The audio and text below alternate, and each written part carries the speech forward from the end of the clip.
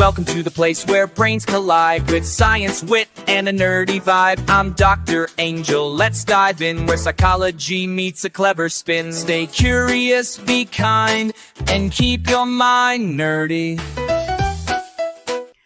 The danger of social media psychobabble.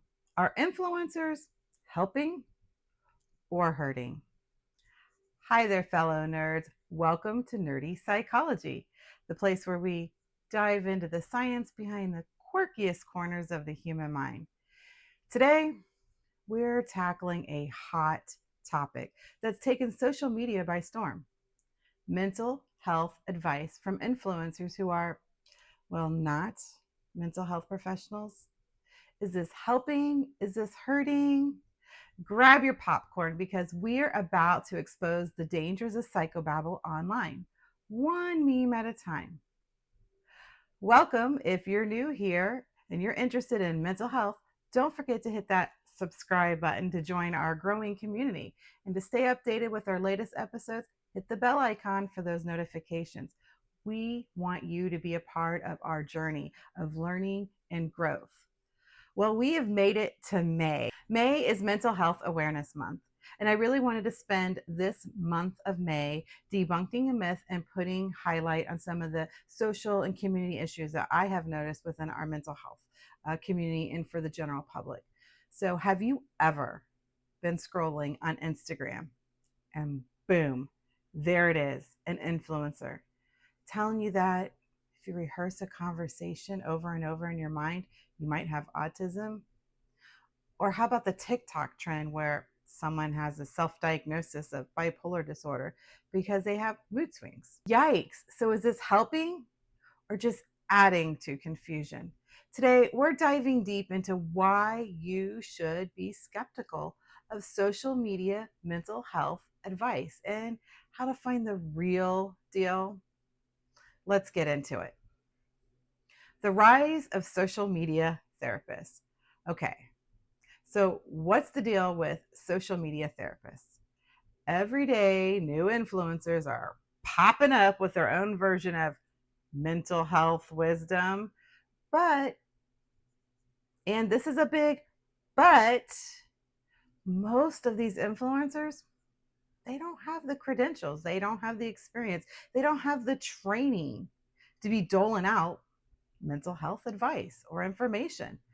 They're not licensed professionals. They may have personal experience, which can be valuable, but they don't have the years of study and education and clinical training that it takes to fully understand the complexities of mental health. Let's take an example. Imagine you have this influencer on TikTok. They tell you that if you're too shy or nervous about social situations, then you probably have social anxiety. Now pause. I know plenty of people who are, well, socially awkward or uncomfortable in social situations, but that doesn't mean that they have a full-blown anxiety disorder. Often influencers will just generalize common feelings like nervousness or anxiety or stress and then slap a diagnosis on them, when in reality, it could just be situational. Here's a quote I use: just because you feel anxious before a presentation or something, a social situation, doesn't mean you have a full blown anxiety. You could just be having a human experience. And I think in our culture, it is, those lines are getting more and more blurred to what is clinical or a problem or a diagnosis and what is kind of the experience of being a human being. The problem here we have is misinformation, and this can be so dangerous. We live in a world and a culture where we have information. We have the world at our fingertips with our cell phones. We can access all kinds of things at the drop of a hat. However, we're not always accessing valid, incredible resources that can help us make good, informed decisions or help us to understand some things. So when we should go seek a professional's advice and talk about what we're experiencing. And so misinformation can be one of the most dangerous things that we have going in our culture. And especially when people are searching and struggling for answers. They may hear these generalizations or these tips, and suddenly they're convinced that, oh my gosh, this is what I've been struggling with. I have this disorder. When in reality, they might not. So, what happens next? Well, here's what typically happens. They either are going to self diagnose and then make decisions based on their misunderstanding, or even worse, just avoid it altogether and not seek professional help because, well, they think they already know what's going on with them. Generalized symptoms are not a diagnosis.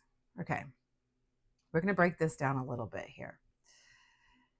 The issue with generalized symptoms, well, you've probably seen the meme that says, if you ever felt like you couldn't get out of bed for a few days, you have depression. Spoiler alert. That is not how diagnoses works. Diagnosing mental health conditions, it's a complex process. It involves evaluating a range of symptoms, their duration, their impact on daily functioning, also in comparison to someone's medical and physical health. It's not as simple as matching a single or a set of symptoms to a diagnosis. If you could just diagnose someone with a checklist, we wouldn't need all the years of schooling, training, education that we need to perform diagnosing. It is very complex. For example, feeling down or having low energy for a day or for a few days, it doesn't necessarily mean it's depression. It could be your body's response to stress or a temporary mood fluctuation, or it could just mean that you've overdone it and your body just needs rest. I mean, who hasn't had those times in their life where you just felt like you needed to unplug and binge watch Netflix or pull the covers over your head or order in pizza? Like, we have those times in our life, and it's important to differentiate between normal human responses and reactions to life's challenges and diagnoses and clinical conditions that require maybe some professional intervention. Imagine a scenario. A person is preparing for an important interview and they decide to, rehearse that conversation in their head like 1,000 times before they go into the interview. This is common. It's actually perfectly normal. In fact, it's the kind of performance anxiety that helps us do better in the interview. It's situational. We have this spurt of something that we're thinking about and we're rehearsing in our head because we have something important at stake and we want to make sure we're prepared. However, influencers, they can swoop in with this catchy video that's, oh, rehearsing conversations, oh, that's OCD or that's XYZ, and you can fill in whatever diagnosis because I've seen them throw in all kinds of diagnoses for that. And hold on a second. It's completely normal to be preparing for new challenges or something ahead of us that's unknown, or to repeat a conversation in our head at times because maybe we're not sure how we were thinking or how we're feeling or if we're evaluating it. So these are things that can just be part of everyday life that people may have happen or may do, and not necessarily something that requires a full diagnosis. I can tell you, many people have come to me convinced that they have had, and I'm just going to put a range of diagnoses out there. They're convinced that they've had all kinds of diagnoses based on generalized symptoms that they have seen from an influencer. And they insisted, even though I let them know and educated them, no, I do not see that diagnosis in you. And here's why I do not believe you have that diagnosis. And they couldn't hear that from a licensed practicing professional. They were so convinced they had this diagnosis that I literally had to give them formal psychological tests only to find out they didn't have the diagnosis like I told them they didn't. This leads to a lot of wasted time and money on something that wasn't the problem. And it took us more time to actually start working on the things that they were dealing with and facing. Here's where things go wrong. Influencers on social media, they often just cherry pick symptoms for various disorders. Then they lump them together and then they generalize them out to everyone into this one big diagnosis. But that is not how mental health conditions work. They're so complex. They do not follow this one size fits all model. It's kind of like trying to fit a square peg in a round hole. It just doesn't work. Symptoms might overlap, but that doesn't mean we can just jump to a conclusion. And just like when we're feeling physical symptoms, and a lot of times people will get on to, the WebMD or one of those websites that have medical advice, and they put their symptoms in and they have this huge medical diagnosis that they think they may have when it could just be, a sinus infection, and they may think they have a brain tumor. Like, that is what's happening in the mental health world as much as we're seeing that in the physical medical world. Accurate diagnosis requires context, history, and a whole lot more than what a TikTok video or a YouTuber can say. Just because you feel anxious, or just because you're struggling to get out of bed, or just because you rehearse conversations, or just because you feel awkward in certain situations, it doesn't necessarily mean that's your diagnosis or you have a diagnosis. It can simply mean you're going through a stressful event, or there's something situational, or you're just human. Symptoms might overlap, but that does not mean to jump to conclusions. Accurate diagnoses requires context, history, and a whole lot more. The risk of self-diagnosis and misinformation. Okay, here's the kicker. When you take advice from an influencer who's, well, not a qualified professional, you risk going down that path of self diagnosis. And guess what? This can lead to major confusion. When people self diagnose, they often skip the crucial step of, well, seeking a trained professional's help who can guide them through the complexity of mental health and diagnosing. You've seen an influencer talk about their struggles with panic attacks, and you relate to their story. They say, oh, if you get overwhelmed and start sweating during stressful situations, you might have panic disorder. But plot twist, that person might just be describing a fight or flight reaction. And yes, stress can make you sweat, but that doesn't mean that it is a full on panic attack or panic disorder. And a trained mental health professional can help you differentiate between the two. Not only that, but many symptoms of physical health conditions mask as mental health conditions, and vice versa. I've seen people diagnose themselves with an anxiety disorder when in fact they had a thyroid disorder. It is equally as important to know what our diagnosis is and isn't, so that we can just get the correct treatment or supports. Self-diagnosing also stops you from reaching out to professionals who can help. So instead of feeling empowered, you might feel more confused or shamed. And especially when we're talking about mental health, because there's still a lot of stigma with mental health and things like anxiety and depression, and it just being in someone's head, or they just need to get over it, or even in some faith communities that they can see that as, I don't have enough faith, or I'm doing something wrong, or and so there can still be a lot of shame. And so when somebody might be self-diagnosing a depression and anxiety, they may retreat and want to hide that more. And so just because something sounds like what you're experiencing doesn't mean that's you.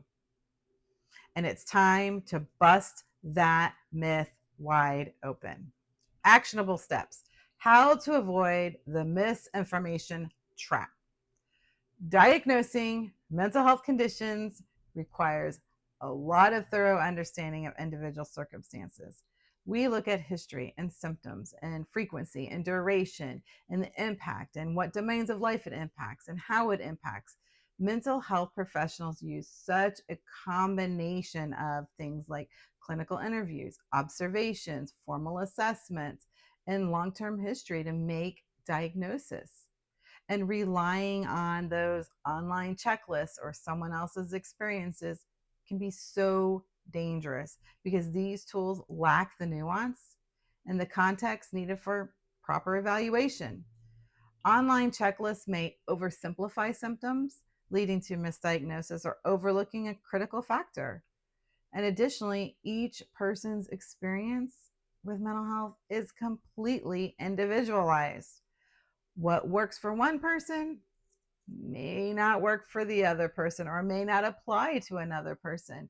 Using someone else's experiences as a benchmark definitely can result in inappropriate self diagnosis, an accurate self diagnosis, treatment potentially making a condition worse, or not getting treatment when we need it. It's essential to seek professional help for accurate diagnosis and personalized treatment. Also, like we said earlier, medical diagnoses can mimic mental health and mental health can mimic medical. Well, due to the interconnection of our nature of our physical body and our mental health, things like thyroid disorders, vitamin deficiencies, chronic pain, those can manifest into things such as fatigue, mood swings, cognitive difficulties, which are often associated with mental health disorders like depression or anxiety. And conversely, mental health can lead to physical symptoms. So things such as headaches and digestive problems and muscle tension. This overlap can complicate the diagnostic process, making it essential for healthcare professionals to really conduct a comprehensive evaluation between mental health and physical health. Misdiagnosis can lead to not only inappropriate treatments and prolonged suffering. So, highlighting the importance here, the approach is a holistic approach to our healthcare, and our mental health is an important part of that healthcare. So, here's what you can do to avoid falling into that misinformation trap when it comes to mental health advice. One, check the credentials of the person giving you the advice. Are they a licensed qualified professional? Are they certified? If not, then treat that advice like it's an opinion. Step two, do your own research. Use reliable resources. So things like the National Institute of Mental Health or the American Psychological Association are going to peer reviewed sources that can help us learn about some of the mental health conditions that maybe we might be worried about. Social media is fun, but when it comes to mental health, facts are so much more important than likes. Three, talk to a professional when in doubt, when you're experiencing symptoms that may not make sense to you, or when things are interfering with your goals or your life or how you're handling things. Talk to a professional. Start with your general practitioner. Make an appointment with a mental health professional. If you think you're struggling with something, make that appointment. Self diagnosis might feel easier, but professional help, it's going to get you on the right track. And step four, take social media with a grain of salt. Social media is full of people giving out advice, but not all of it's accurate and true. And just because someone got a post of a lot of likes or a lot of views doesn't mean their information is correct. Your mental health is too important to trust it to random advice. Get the facts, talk to a pro, and take control of your well being. All right, folks, that's a wrap. I hope you feel more empowered to sift through social media and find reliable mental health advice. Remember, your mental health journey is yours. Don't let influencers steer you off course. If you like this episode, hit that subscribe button, give us a thumbs up, and let us know in the comments what you think about this whole influencer advice trend. Stay curious, be kind, and keep your mind nerdy. That's a wrap. See you next week. Stay curious, be kind, and keep your mind nerdy.